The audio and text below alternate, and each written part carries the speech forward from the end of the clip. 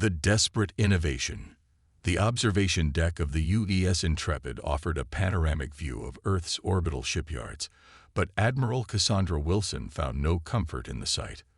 Where once hundreds of vessels had crowded the construction base, now barely 24 remained. The rest lay scattered across 3 star systems as floating debris, monuments to humanity's technological inadequacy. "Admiral, the Joint Chiefs are assembled," her aide announced from the doorway. Wilson straightened her uniform and nodded. "Tell them I'll be there in 5 minutes." After the aide departed, Wilson allowed herself one final moment of vulnerability, pressing her palm against the viewport. Below, Earth gleamed blue and white, ignorant of how close it stood to subjugation.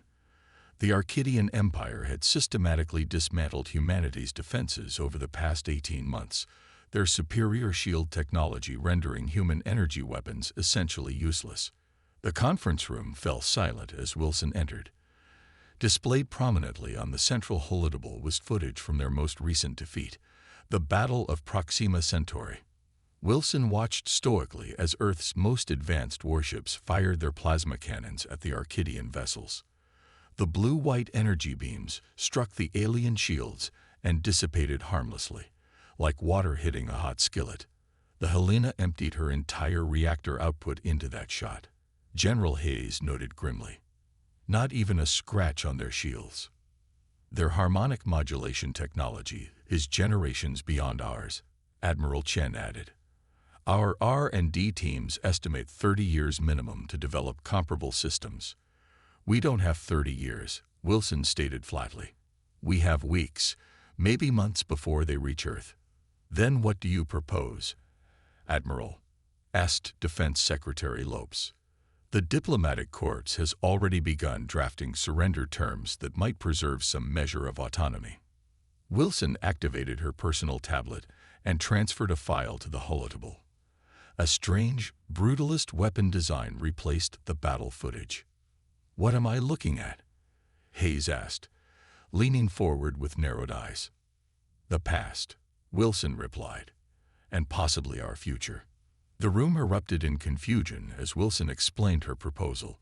Instead of pouring resources into matching Arcadian energy weapons, she suggested reviving and modernizing an ancient human technology, electromagnetically accelerated kinetic projectiles, railguns. You want to fire metal rods at spaceships with adaptive energy shields. Secretary Lopez's voice dripped with skepticism. Precisely, Wilson nodded. The Arcadians have spent centuries perfecting defenses against energy weapons. Every spacefaring race has. Energy weapons have been the standard for so long that kinetic defenses have become an afterthought. This is absurd, Chen scoffed. We abandoned railgun technology 300 years ago, when plasma cannons became more efficient. And that's exactly why it might work, Wilson countered. The Arcadian shields are specifically calibrated to disperse energy. They're not designed to stop physical objects moving at relativistic speeds. The debate raged for hours, but ultimately, Wilson's proposal was rejected. The Joint Chiefs voted to focus their remaining resources on evacuation protocols and negotiating favorable surrender terms. As the meeting adjourned, Vice Admiral Takahashi lingered behind. Once they were alone, he approached Wilson. "The Osaka shipyards," he said quietly. "My cousin is the operations director. They're off the military grid since the RIFIT facilities were destroyed last month." Wilson studied his face. "What are you suggesting, Hiro?" "I'm suggesting that the Osaka facilities officially no longer exist, which means no one would notice if they became occupied with unofficial projects." He paused. "I can give you 2 weeks before questions start being asked." 2 weeks later, Wilson stood in the cavernous manufacturing bay of the Osaka shipyards, watching as engineers installed the prototype railgun on the frigate UES Defiant. The vessel had been declared lost in the Ta City engagement, its transponder destroyed, the perfect ghost ship for an unauthorized mission. "The capacitors are charging at 89% efficiency," Chief Engineer Rodriguez reported. "Not perfect, but it'll work." Each tungsten rod is 3 meters long, half a meter in diameter, and weighs approximately 5.2 tons. And the acceleration? Wilson asked. We've achieved 15% of light speed in testing. When we fire, that rod will carry the kinetic energy equivalent to a small nuclear detonation, concentrated on a single point. Wilson nodded. How soon can we test it against a real target? That's the problem, isn't it? Rodrigues replied. We don't exactly have Archidian ships volunteering as target practice. As if on cue, alarms blared throughout the facility. Lieutenant Commander Park burst onto the platform, breathless. Admiral, long-range sensors have detected an Archidian scout vessel on approach. They must have detected our power signature. Wilson's mind raced. The prototype was installed but untested. The Defiant's life support systems weren't even fully operational yet, but they wouldn't get another chance like this. Prepare for immediate launch, she ordered. All essential personnel aboard in 15 minutes. Admiral, we're not ready for a combat situation, Rodrigues protested. We're not ready for surrender either, Wilson replied grimly. This is our one shot to test the theory before the main fleet arrives. 90 minutes later, the Defiant drifted silently in the shadow of an asteroid in the outer belt. The Archidian scout vessel moved methodically through the system, its sensors probing. They're searching for us, Tactical Officer Lieutenant Yu whispered, as if the aliens might hear. Let them find us, Wilson commanded. Passive sensors only. Wait until they're within optimal range. The bridge crew watched in tense silence as the alien vessel grew larger on their view screen. Its elegant curved hull gleamed under the distant sunlight, the epitome of advanced technology. Range: 30,000 kilometers and closing, Yu reported. They've spotted us, communications announced. They're hailing. Wilson nodded. On screen. The view screen flickered to show an Archidian commander, its iridescent scales and vertical pupilled eyes unmistakable. Unidentified Earth vessel. The translator rendered its speech. Your presence is unauthorized. Power down and prepare to be boarded. Wilson stood. This is Admiral Cassandra Wilson of Earth Defense Force. We are on a scientific mission and mean no harm. The Archidian made a gesture that might have been amusement. Scientific mission. With weapons powered.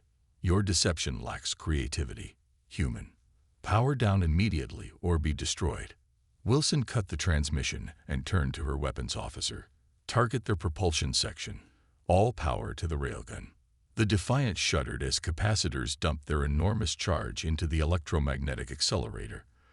For a breathless moment, nothing happened. Then a streak of light erupted from the ship as the tungsten rod launched toward the Archidian vessel. On the view screen, they watched as the projectile struck the alien ship's shields and passed through them as if they didn't exist. The rod punched through the vessel's hull, continued through multiple decks, and exited the other side, leaving a clean hole through which atmosphere and debris vented violently. The bridge erupted in shocked cheers. The Archidian vessel listed to one side, emergency systems flashing across its hull. Their shields, Yu stammered. It just went through them. Energy shields, Wilson corrected, unable to suppress a smile. Designed to dissipate plasma, lasers, particle beams, but not a solid tungsten rod moving at relativistic speed. The damaged Archidian vessel managed to engage its FTL drive, disappearing in a flash of distorted space. They're running to report what happened, Rodrigues observed. Good, Wilson replied. Let them tell their fleet commanders that humans have rediscovered how to throw rocks. She turned to communications. Contact Earth Command. Tell them Operation Prehistoric is successful and request immediate implementation across all remaining vessels. As the Defiant turned back toward Earth, Wilson stared at the spot where the Archidian ship had been. For the first time in 18 months, humanity had drawn alien blood. The technological regression to kinetic weapons might just be their path forward. Turning the tide. 6 weeks later, Admiral Wilson stood on the bridge of the UES Thermopylae, humanity's first purpose-built railgun dreadnought. Unlike the Defiant's hasty retrofit, the Thermopylae had been designed from the keel up around its massive electromagnetic accelerators. "She's not pretty," Captain Martinez commented, following Wilson's gaze around the bridge. "No, she isn't," Wilson agreed. The vessel's ungainly silhouette bore more resemblance to ancient naval battleships than the sleek energy weapon platforms that had defined spacecraft design for centuries. Two-thirds of its mass was dedicated to enormous railgun arrays and tungsten rod magazines. "The yard workers are calling her Wilson's sledgehammer," Martinez added with a smile. "Let's hope she hits as hard as her nickname suggests," Wilson replied. Status on the fleet: 7 vessels retrofitted with first-generation railguns, plus the Thermopylae, Martinez reported.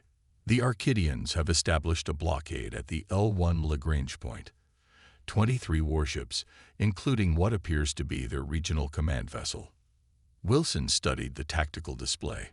After the Defiant's successful test, the Joint Chiefs had thrown Earth's remaining industrial capacity behind the railgun program. Mining operations across the solar system had diverted all tungsten production to military use, shipyards working around the clock to retrofit existing vessels. "They're being cautious," Wilson observed, "keeping their distance. They must know what we've developed. Intelligence suggests they've modified their shields specifically to counter our railguns," Martinez noted, "reinforced with some kind of physical barrier beneath the energy field." Wilson nodded grimly. "Expected. The question is, have they correctly understood the physics involved?" She tapped her console. "All vessels, implement Battle Plan Leonidas." The human fleet moved into formation, accelerating toward the Lagrange point where the Arcadian blockade waited. Wilson had chosen the battlefield deliberately. The complex gravitational interactions would limit the aliens' ability to surround them. "Incoming transmission," communications announced. The view screen activated to show an Arcadian high commander, its scaled skin adorned with military insignia. "Admiral Wilson." The alien's translator rendered in flat tones. "Your primitive weapons cause temporary confusion, but adaptation is complete. Surrender your fleet, and we may yet show mercy to your homeworld." Wilson allowed herself a small smile. "You've armored your ships specifically against our railguns," unflattered by the attention. The Arcadian's vertical pupils narrowed. "Your species reverts to barbarism when threatened. We expected better from a spacefaring race." "Interesting perspective," Wilson replied, "especially coming from invaders who slaughtered millions of our colonists." She signaled to cut the transmission, then addressed her fleet. "All vessels execute Pattern Sierra. Draw them toward the orbital debris field." What followed was not the elegant, distant exchange of energy weapons that space combat had been for centuries, but a brutal close-quarters melee. The human vessels weaved through the dense debris field, using the natural cover to ambush Arcadian ships from point-blank range. The Thermopylae's main railguns fired salvos that hammered the reinforced Arcadian shields. The first shots were absorbed by the aliens' new armor plating, but Wilson had anticipated this. "Switch to fragmentation rounds," she ordered. The next volley of tungsten rods shattered seconds before impact, transforming each projectile into thousands of smaller penetrators that overwhelmed the defensive grid. The Arcadian vessels, their shields calibrated to stop large single objects, found themselves pelted with a shotgun blast of hypersonic metal fragments. "Sir," Tactical shouted, "the Arcadian flagship is on a direct collision course." Wilson watched as the massive alien vessel, its elegant lines now marred by hasty armor plating, accelerated toward them in a final desperate move. "Full burn toward them," Wilson ordered. "Directly toward them?" Martinez questioned incredulously. "They expect us to evade," Wilson explained. "Don't. All forward railguns prepare for point-blank fire on my mark." The two flagships hurtled toward each other like ancient jousting knights. At the last possible moment, Wilson gave the order, "Fire." The Thermopylae's forward batteries discharged simultaneously, The tungsten rods slamming into the Arcadian vessel had nearly one-third the speed of light. The alien ship shattered like glass, its fragments peppering the Thermopyla's reinforced hull as the human vessel burst through the expanding debris cloud. Wilson gripped the command rail as damage reports flooded in, but the dreadnought held together. On the tactical display, the remaining Arcadian ships were in disarray, their formation broken. "All vessels, pursue and engage," Wilson commanded. "Don't let them regroup." The battle lasted 47 minutes. When it ended, 19 Arcadian vessels had been destroyed or disabled.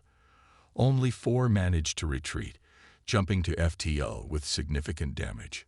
In the aftermath, Wilson received an unexpected communication, not from Earth Command, but from an Arcadian diplomatic vessel that arrived 2 days later. "You've created a paradox, Admiral Wilson," the Arcadian emissary stated during their initial meeting aboard a neutral station. "By reverting to more primitive technology, you've advanced beyond our defenses." "Sometimes moving backward is the path forward," Wilson replied. "Your empire grew complacent, assuming all spacefaring races would follow the same technological path you did." The emissary's scales rippled in what Wilson had learned was a sign of agreement. "The High Command has reassessed humanity's threat level. Your unpredictability makes you valuable."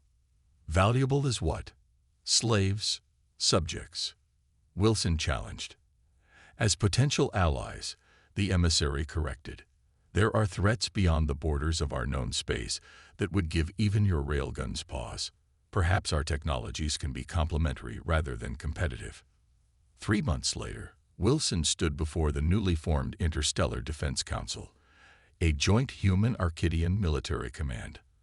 On the display behind her was the schematic for a new class of vessel, a hybrid design combining Arcadian shield harmonics with human railgun technology. "The Wilson-class battlecruiser represents more than just a technological breakthrough," she told the assembled representatives. "It symbolizes a fundamental shift in our approach to both warfare and diplomacy. By embracing our differences rather than erasing them, we create something neither civilization could achieve alone." As the meeting adjourned, Wilson found herself once again on an observation deck, staring out at Earth's orbital shipyards. Where destruction had reigned only months before, new construction flourished. Human and Arcadian engineers working side by side on vessels that combined the best of both worlds. Her aide approached quietly. "Admiral, the first Wilson class is ready for your inspection." Wilson nodded, allowing herself a rare moment of pride. Humanity's greatest moment hadn't come from surpassing alien technology, but from remembering its own past. Sometimes the oldest solutions were the best answers to new problems. A lesson that had not only saved Earth but might now help secure peace among the stars. As she turned to follow her aide, Wilson cast one final glance at the hybrid vessel taking shape in the construction bay. Its hull bore the inscription that had become the unofficial motto of Earth's new fleet: "Sometimes to move forward, you must first look back."